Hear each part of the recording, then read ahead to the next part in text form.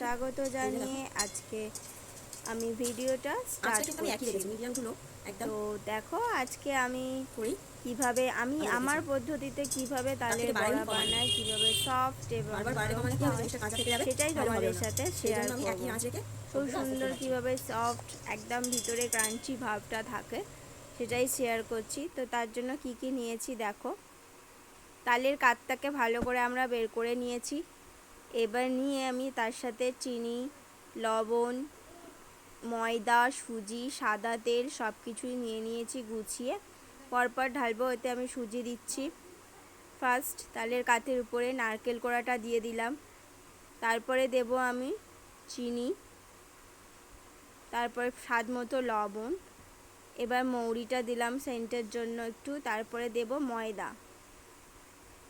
ময়দাটা দেওয়া হয়ে গেলে তারপরে আমি ভালো করে ওটাকে মিক্সড করব। ব্যাটারটাকে ভালো করে মিক্সড করে নিচ্ছি।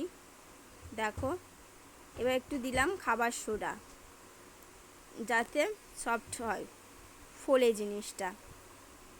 এবার দেব হালকা একটু গরম জল, পরিমাণ মতো জলটা দেবেন।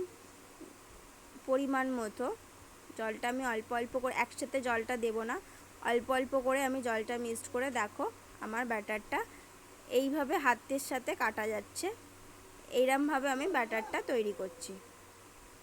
দেখো ভালো করে আমি ফেটিয়ে নিলাম। এই যে ফেটিয়ে নিচ্ছি খুব সুন্দর করে। নিয়ে দেখো ব্যাটারটা একদম এরকম এসছে আমার। তো এবার আমি এটা 10 মিনিটের মধ্যে ঢাকা দিয়ে রেখে দেব। কড়া গরম করে তেলটা বসিয়ে দিলাম। 10 মিনিট হয়ে গেছে। এবার আমি, কড়া গরম হয়ে গেছে, তেল গরম হয়ে দেখতেই পাচ্ছ। এবার আস্তে আস্তে আমি ছাড়বো। দেখো এইভাবে আস্তে আস্তে আমি ছাড়ছি একটা একটা করে। আমি এইভাবে কেটে দিতে অভ্যস্ত। আমি ওই একটু একটু করে নিয়ে কাটতে পারি না। আমি একসাথে অনেকটা নিয়ে এইভাবে হাতের মুষ্টির মধ্যে কেটে কেটে আমি দিই। দেখো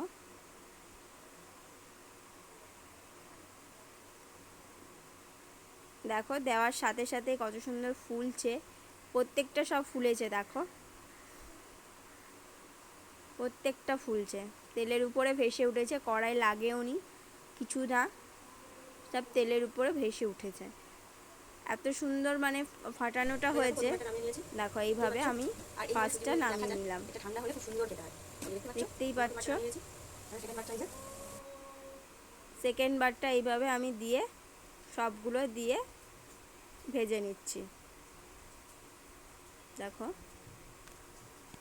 প্রত্যেকটা এইভাবে দিয়ে, কড়াই কিন্তু আমার একটুও লাগেনি কেউ। দেখো সবগুলো আমার ভাজা হয়ে গেছে। প্রত্যেকটা ভেজেছি। দেখো ভিতরে একটুকুও কাঁচা নেই, কত সুন্দর নরম সফট ভাব এসছে। তো এখানেই দেখতে পাচ্ছ আমি এইভাবে আমি তালের বড়া বানাই। তোমাদের যদি ভালো লেগে থাকে প্লিজ আমাকে একটু লাইক শেয়ার কমেন্ট করে দিও, আর পাশে থাকা বেল আইকন